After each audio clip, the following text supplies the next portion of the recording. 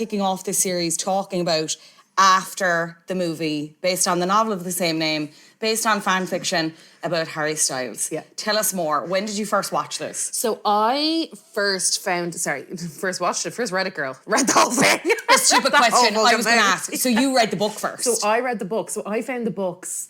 So back in the day, now I'm a more concentrated reader and I've kind of found like what I like. I'm a fantasy sci-fi gal. But you're a ferocious reader. But I'm a big reader and I read a lot. lot. So like I used to, back in the day, before I really moved and I had like my own space and I had a little bit more free time, I was reading this really randomly. So at one point there was a bit of a COVID scare at home and me and Tom had to move to another house for 2 weeks. And again, we were like, oh my God, we've all this space and we were in lockdown or whatever. And I cannot remember how I came across the books. I think it must have been it wasn't TikTok because I wasn't big on TikTok at that point. It would have been on social media somewhere. And I remember being like, I haven't read in ages. Give this a go. This sounds, because someone was like, this is like the worst, this is worse than 50 Shades. Yes. But then I saw, but it's Harry Styles fan fiction. I was like, you had me at hello. Like, I was just like, this. Perfect. This couldn't be worse. So essentially what the book was there is a site called Wattpad. If anybody doesn't know what this is, I'll give it a very brief explanation. I've never really been a fan of it because I don't really like fan fiction. No. But it got very popular around Harry Potter. So people were reading a shit ton of Harry Potter fan fiction. There's a very, very famous fan fiction on it called Manacled, which is like from Draco's perspective once Harry Potter died. And it's kind of like people then, you know, like there's mad horny stuff on there, but there's also just mad stories, like like people are making up all the shit with characters that everybody essentially knows and loves. Yeah. So that's kind of where this author decided to express her creativity, shall we say.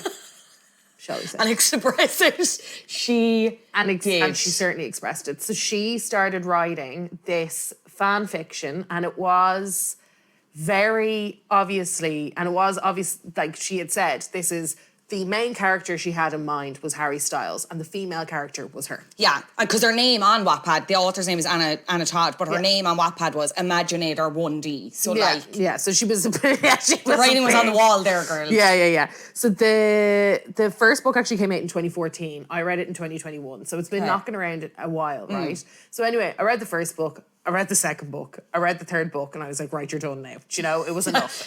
That's more than enough. Enough. And then, so randomly, I think it was on Amazon Prime, and I was just cruising, and I remember it was in this house too, and I was like, for fuck's sake, they have the film. So they ended up having the film, and I watched it, and I was like, first of all, I need to know everything about this, because, you know, in your own head, you have, like... Ideas of the characters and who they are. In no way, shape, or form did I ever think that they would pick 13 Reasons Why's sister. Not even, oh my God. And Hero Vines, who you will know as Baby Voldemort. I know, because when I looked up the two of them, so they're the two leads. Yeah. When I looked up, what's her name? Langford. What is her first name? I had it written here. Anyway. Catherine Langford is the sister. Josephine Langford is Josephine, yeah. the gal remember it's another fucking mad name. And then Hero finds Tiffin. Tiffin. Tiffin, yeah.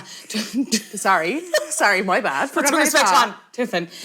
When I looked up like what else they done, they have done other things, nothing of note. And then when I looked up that he was Baby Voldemort in Harry Potter and the Half-Blood Prince, I was like, shook it. But also I was like, that's where I know your face from, beyond this. Because obviously I knew, like I've been aware of this movie and like the lore around it and the franchise for a while. This is what I need to know from you, because obviously I read the book and then when it came up, honestly, I thought it was kismet. When it came up on the TV, I was like, hardly. And then I clicked in and I was like, I know her face and I know his face. And that's when I looked them up.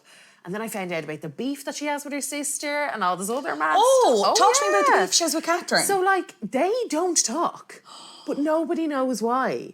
And then it was like when she was cast, so there was all the speculation when she was cast in this that Catherine was kind of fuming because she had done like the 13 Reasons Why. Like that was her breakout role. Yeah, that was her breakout role, and that was from a book as well. And it was kind of like one of those things. And then where they made walk a carpet together, and it was like everyone was like, Oh no, really awkward. Or there was just something, or someone had asked Catherine about Josephine, and somebody had asked Josephine about Catherine, and they were like, hope she's well.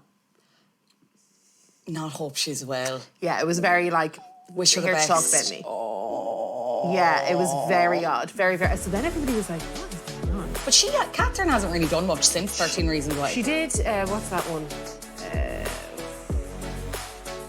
Guns Out, wasn't it? Knives Out. Did she? Yeah, she's in Knives Out. She's in the first one. I haven't seen those. I know it's Yeah. bad. Oh, it's very good. Yeah. Yeah, you'll very much enjoy it.